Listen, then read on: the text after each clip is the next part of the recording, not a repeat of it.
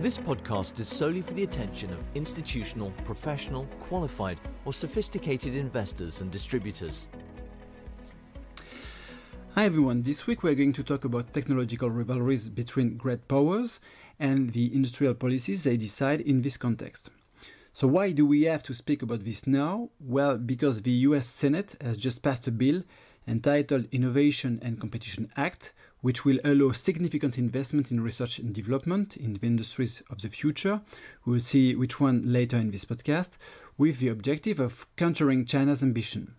It is particularly interesting to note that in an extremely polarized American political context, this bill received broad support from both major parties and is likely to be passed rather quickly by the House of Representatives.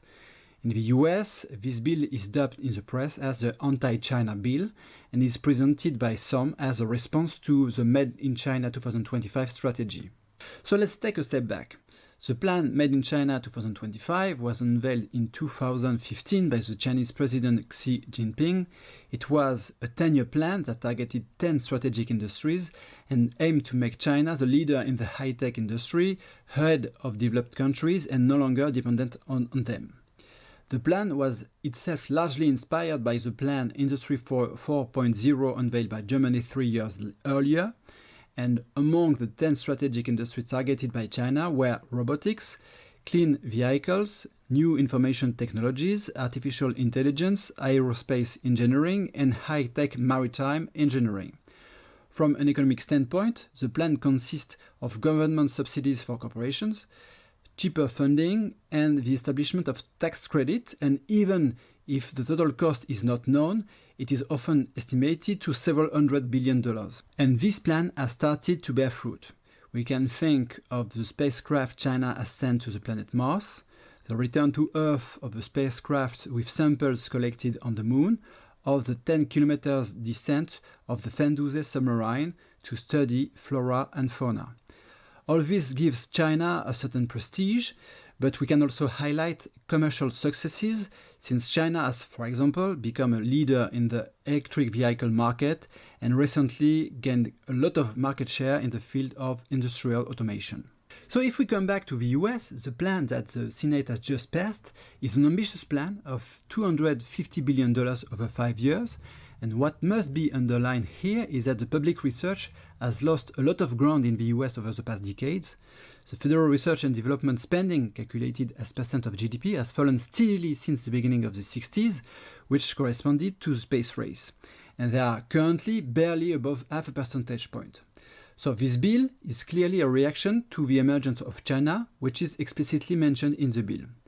So what is in the bill? So the bill includes an envelope of $52 billion over 5 years to facilitate the development of domestic semiconductor industries. And here we have clearly seen this year the dependence of Western countries on Asia with the shortage of semiconductors, which penalizes a large number of industries, including the auto sector. The bill also includes $120 billion over 5 years of additional funding for the research and development activities of the National Science Foundation, the Department of Commerce, the Department of Energy, and the NASA. These funds will notably allow the creation of a new directorate within the National Science Foundation, which will work on key technologies such as artificial intelligence and quantum computing.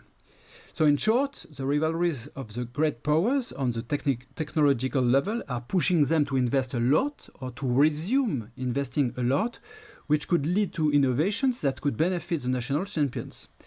In the background, it is also an even clearer decoupling between China and the US that is emerging. So there are many reasons to follow this topic in the coming years. Thank you and talk to you next week.